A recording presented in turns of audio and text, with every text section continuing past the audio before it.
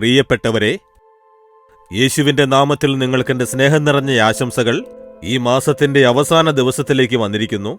ഈ മാസം മുഴുവനും ദൈവം എത്ര അത്ഭുതകരമായി നടത്തിക്കൊണ്ട് വന്നിരിക്കുന്നു അല്ലേ?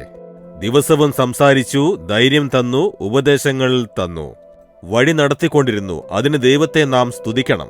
നാളെ ഒരു പുതിയ മാസം കാണാൻ പോകുന്നു. അപ്പോൾ ഈ ദിവസം ദൈവത്തിന് കൂടുതൽ സ്തോത്രം പറയണം. ദൈവമേ, അങ്ങേക്ക് സ്തോത്രം.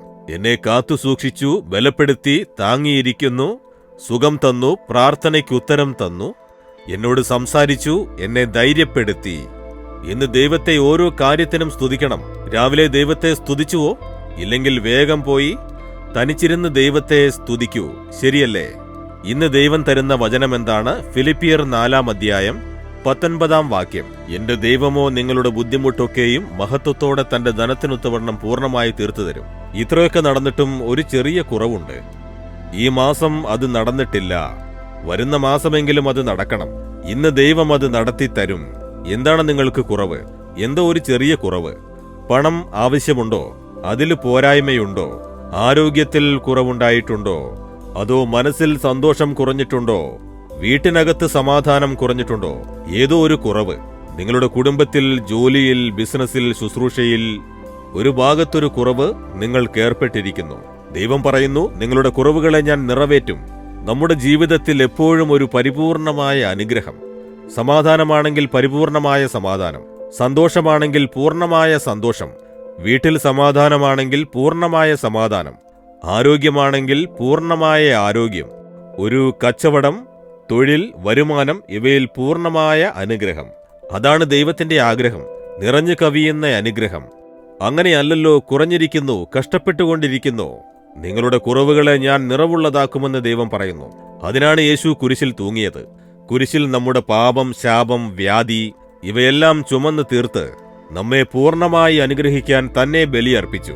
ഇന്ന് വാക്ക് തരുന്നു, എന്റെ മകളെ, നിന്റെ കുറവ് ഞാൻ നിറവുള്ളതാക്കും. എന്റെ മകനെ, നിന്റെ കുറവ് നിറവുള്ളതാക്കും.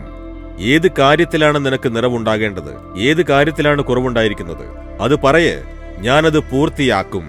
നിങ്ങൾ മനസ്സ് തുറന്ന് ദൈവത്തോട് പറയണം, ദൈവമേ, ഈ കാര്യത്തിൽ എനിക്ക് കുറവുണ്ട്, ഈ കാര്യത്തിൽ ഞങ്ങൾ കുറവ് കാണുന്നുണ്ട്, അത് നിറവുള്ളതാക്കണമേ, അനുഗ്രഹിക്കണേ എന്നിന്ന് ചോദിക്കൂ.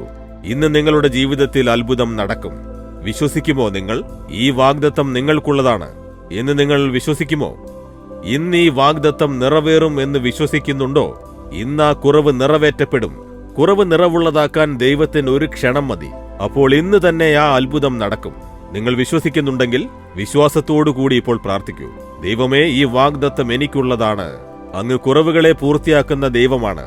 അതിനായി എനിക്ക് വേണ്ടി അങ്ങ് കുരിശിൽ മരിച്ചത് ഞാൻ വിശ്വസിക്കുന്നു.